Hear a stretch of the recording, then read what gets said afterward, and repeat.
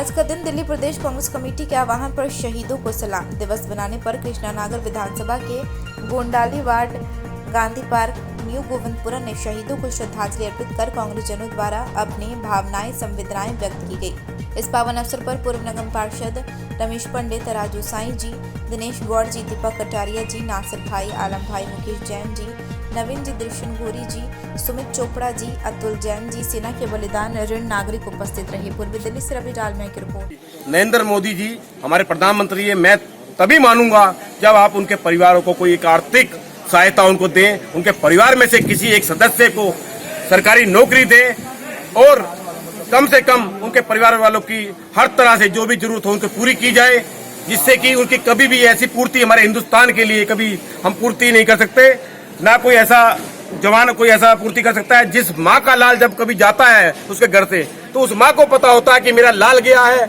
मैंने किस तरह से इसका पालन पोषण किया था, किस प्रकार से मैंने इसको अपना सेना में भर्ती करवाया था, आज ये हमारे देश पे प्राण न्यौछावर कर चुका है। तो माँ जो है वो फक्र महसूस करती है कि मेरे ऐसे एक बेटे क्या अगर 1000 बेटे भी मैं ऐसा हो और जो हमारे देश पे प्राण न्यौछावर करते तो मैं तब भी पीछे नहीं हटूंगी। ऐसी माँ हमारे हिंदुस्तान में है, ऐसी हमारे दीदार हमारी जो हमारी महिलाएं हमारे हिंदुस्तान में, मैं उनको भी बहुत बहुत नमन करता हूँ।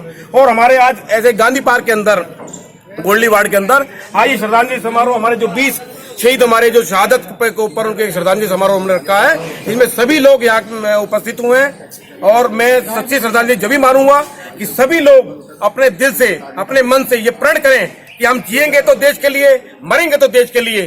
कसम खाते हैं कि हमें देश के लिए अपने प्राण न्यौछावर भी करने पड़े तो हम पीछे नहीं हटेंगे। हिंदुस्तान जिंदाबाद, हिंदुस्तान जिंदाबाद, हिंदुस्तान जिंदाबाद, हिंदुस्तान जिंदाबाद, वंदे मातरम, वंदे मातरम, वंदे मातरम।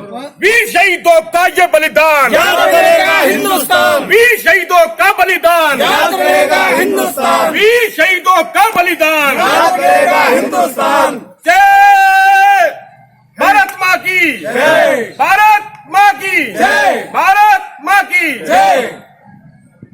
हाँ अब बोलिए सर। आंखें भर आती हैं, दिल रो पड़ता है जब हमारा कोई फौजी शहीद होता है।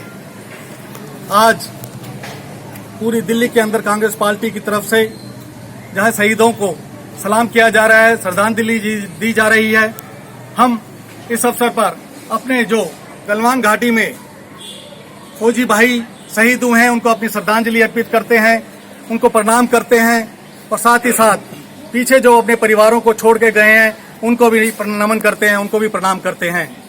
और हम केंद्र सरकार के साथ साथ राज्य सरकारों से भी ये मांग करते हैं कि जो परिवार आज अपने अपने राज्यों में या जहां पर भी रह रहे हैं उनकी हर एक प्रकार की आर्थिक सहायता की जाए, उनको हर एक प्रकार की मदद दी जाए, चाहे वो आर्थिक रूप से हो या भूखंड के रूप में हो या नौकरी के रूप में हो।